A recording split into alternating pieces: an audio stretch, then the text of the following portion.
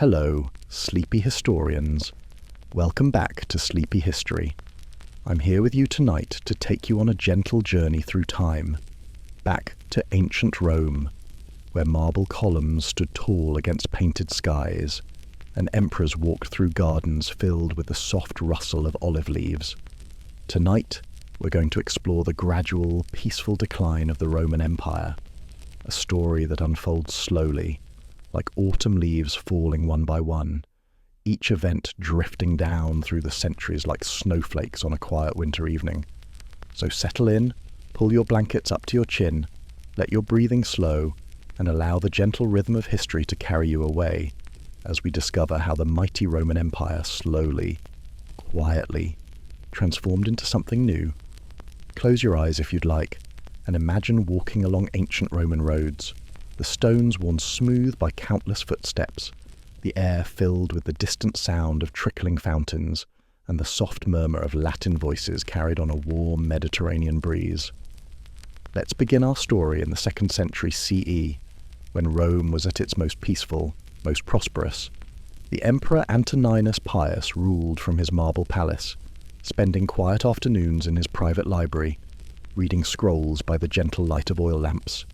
Picture the Roman Forum on a lazy summer afternoon, senators in their flowing white togas walking slowly between the columns, their sandals making soft tapping sounds on the polished stone. The air was warm, filled with the scent of burning incense from nearby temples. The empire stretched from the misty hills of Britain, where Roman soldiers watched the northern horizon from stone watchtowers, to the sun-baked sands of Egypt, where the Nile River flowed gently past Roman settlements, carrying papyrus boats downstream like floating dreams. In Gaul, modern-day France, Roman vineyards covered rolling hillsides, the grapevines heavy with fruit that would become wine served in taverns from Londinium to Damascus. Roman roads connected every corner of the empire, straight lines of stone cutting through forests and valleys, allowing merchants to travel safely, carrying silk from China, spices from India, amber from the Baltic Sea. The Pax Romana, the Roman peace, settled over the land like a soft blanket for nearly 200 years.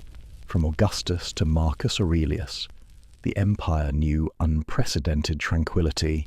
Cities grew slowly, temples were built, aqueducts carried fresh water through the countryside, making gentle gurgling sounds as they flowed.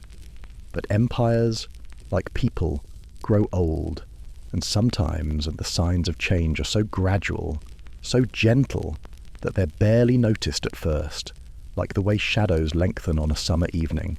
So slowly you don't realize the sun is setting, until suddenly it's dusk. In the year 180 CE, the philosopher-emperor Marcus Aurelius closed his eyes for the last time in a military camp along the Danube River. His son Commodus inherited the throne, and with him came the first whisper of change. Imagine Commodus, a young man who preferred the arena to the council chamber. He loved gladiatorial games, the clash of sword against shield, the roar of crowds. But governing an empire, that required different skills, the patience to read reports, to listen to advisors, to make careful decisions about grain supplies and tax collection.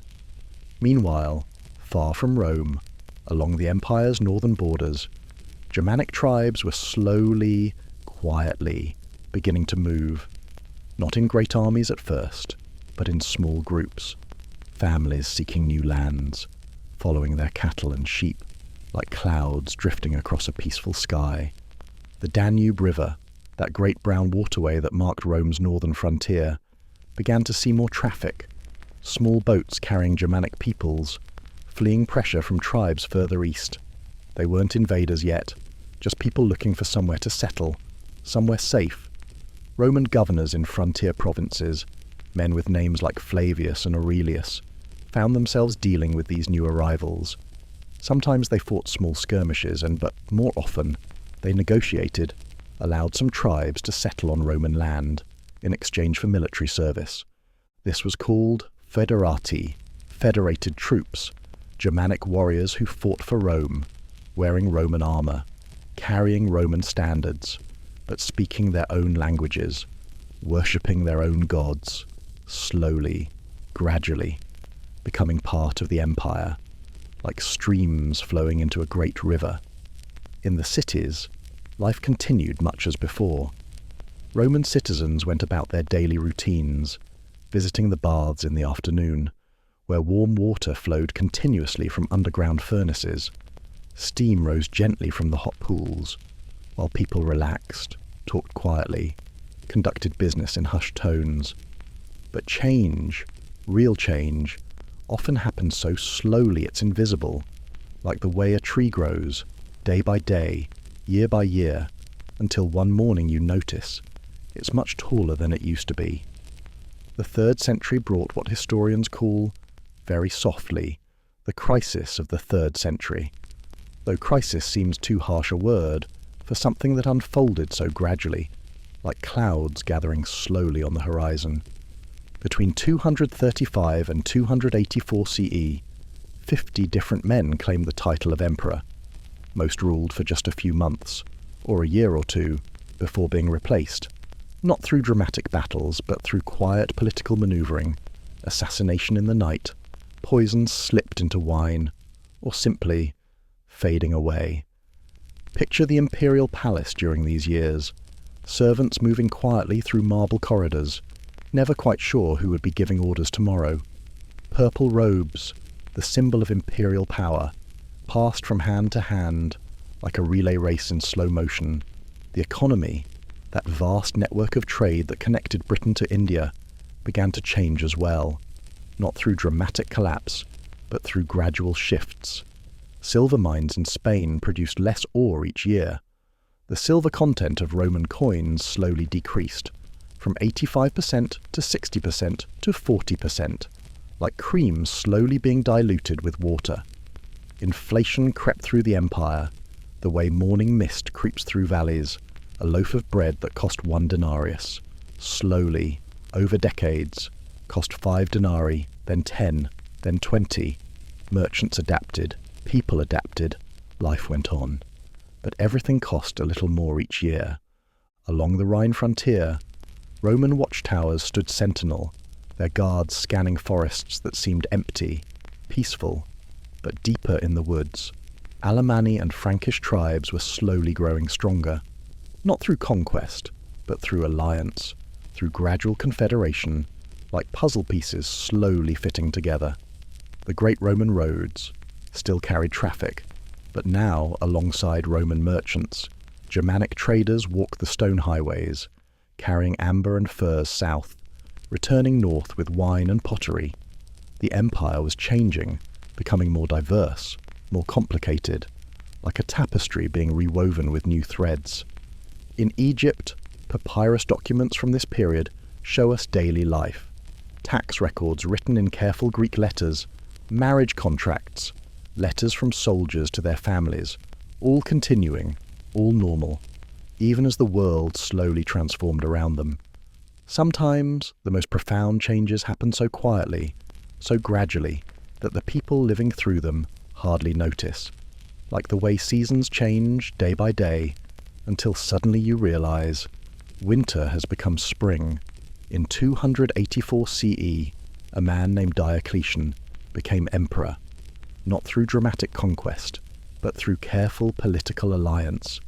He was from Dalmatia, modern-day Croatia, a land of rocky coasts and quiet harbours, where the Adriatic Sea lapped gently against stone beaches. Diocletian understood that the empire had grown too large, too complex, for one man to govern. So he made a decision that would change everything, but slowly, carefully, like a gardener dividing a plant that had grown too large. He created the Tetrarchy, ruled by 4, 2 senior emperors, called Augusti, and 2 junior emperors, called Caesars, each responsible for different regions. The empire divided, but not broken, like a great house divided into apartments, each with its own hearth, but all under the same roof. Picture these 4 rulers in their separate capitals, Diocletian in Nicomedia, in what is now Turkey, watching the sunrise over the Sea of Marmara, Maximian in Milan, listening to the alpine winds whisper through the mountain passes, Galerius in Thessalonica, where merchants from the Black Sea unloaded ships filled with grain, and Constantius in Trier, near the Rhine frontier, where Germanic federate troops practiced their drills in the morning mist. Each capital became a centre of administration, bureaucrats in clean togas, copying documents, filing reports, managing the vast machinery of empire, the sound of styluses scratching on wax tablets, the rustle of papyrus scrolls, the soft conversations of clerks discussing tax assessments and military supplies. Diocletian also reformed the currency, creating new gold coins called solidi, heavy coins that rang with a clear tone when dropped on marble. For the first time in decades, Roman money was trustworthy again. Markets stabilized, prices became predictable, like calm returning to a lake after a storm. The persecution of Christians, often described as violent, was actually quite bureaucratic, mostly involving paperwork, requirements to sacrifice to the traditional gods, recorded by careful scribes. Many Christians simply went through the motions, then returned to their house churches, where they sang quiet hymns, shared bread and wine, and waited for better times. But the most important change was happening slowly, almost invisibly. The empire was becoming not Roman, but Romano-Germanic, a blend, like two rivers flowing together, creating something new, something that would eventually be called simply medieval. After Diocletian retired to his palace in Split, where he spent his remaining years growing cabbages in carefully tended gardens, a new struggle began. Not the clash of armies, but political manoeuvring, quiet negotiations, the kind of conflict resolved in council chambers, not battlefields. Constantine, son of Constantius, gradually emerged as the dominant figure. His victory at the Battle of Milvian Bridge in 312 is often described dramatically, but it was really quite small, a brief skirmish on a stone bridge over the Tiber, lasting perhaps an hour on an October morning. The most important part wasn't the fighting, but Constantine's decision afterward to embrace Christianity. Picture Constantine in his tent after the battle, oil lamps casting soft shadows on canvas walls, advisors speaking in hushed tones about the future, and Constantine, making the quiet decision that would change the world, to stop persecuting Christians, and eventually to become one himself.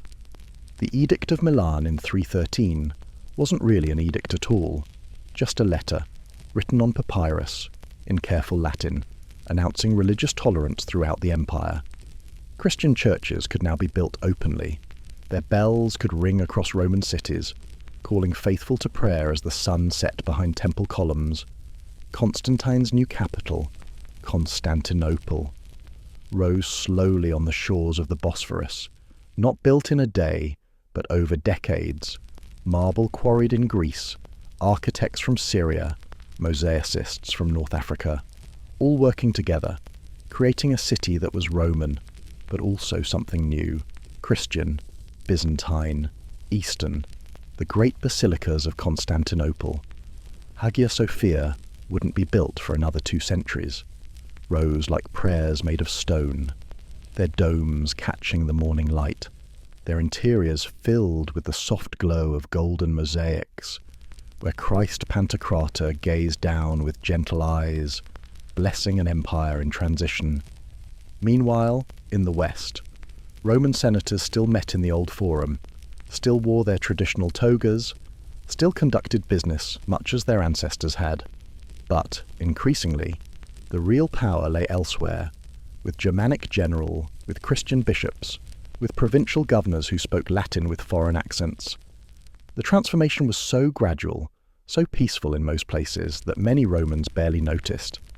Life continued, markets operated, taxes were collected, children attended school, learned their letters, memorized Virgil, just as Roman children had for centuries. Sometimes the most profound changes happen so quietly that only in retrospect, looking back across centuries, do we realize that everything had changed. By the 5th century, the word barbarian had lost much of its meaning.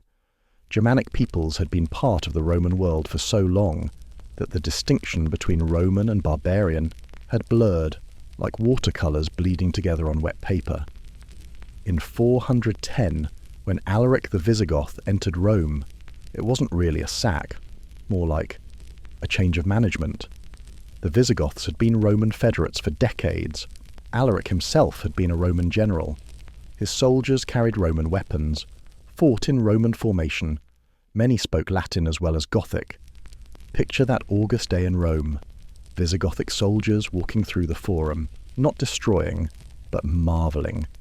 These Germanic warriors had grown up hearing stories of Rome's greatness. Now they stood among the marble columns, touched the bronze statues, walked where Caesar had walked, with something approaching reverence. The fall of Rome wasn't really a fall at all, more like a gradual transformation. The Western Roman Empire didn't end in 476. It slowly became something else. Romano-Germanic kingdoms that preserved Roman law, Roman administration, Roman culture, while adding their own traditions, their own languages, their own gods. In Gaul, the Frankish kingdom preserved Roman taxation, Roman courts, Roman schools.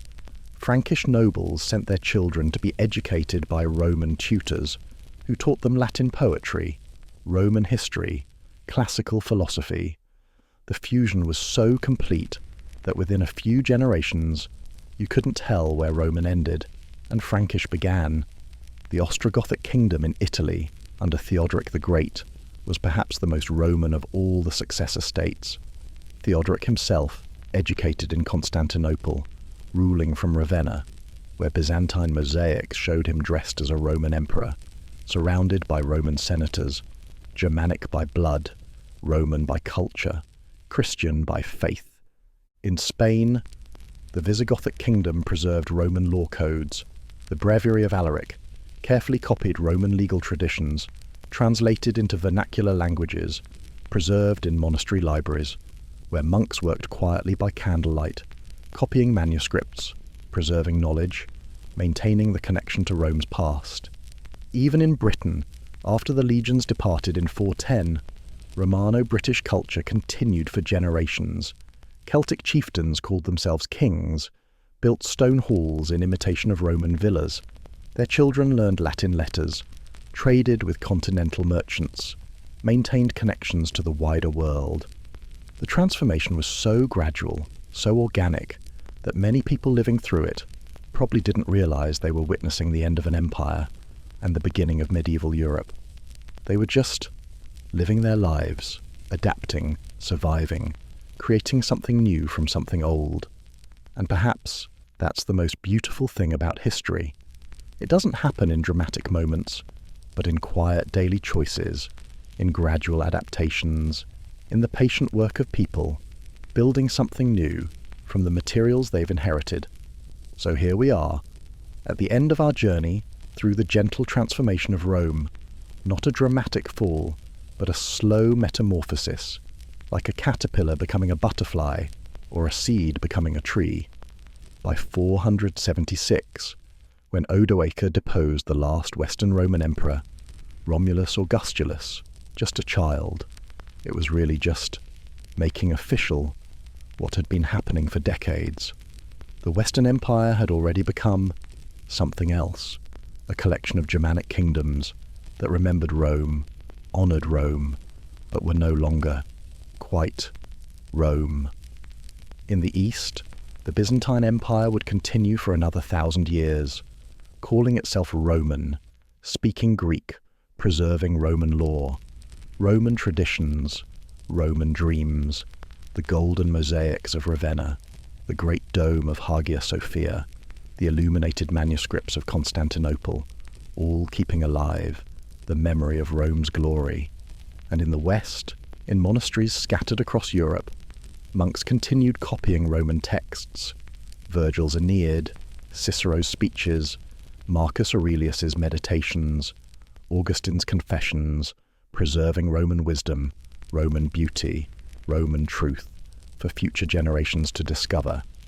The Roman roads still connected cities, Roman aqueducts still carried water. Roman law still governed disputes. Roman language evolved into Italian, Spanish, French, Romanian. The empire didn't fall. It transformed, became part of everything that came after.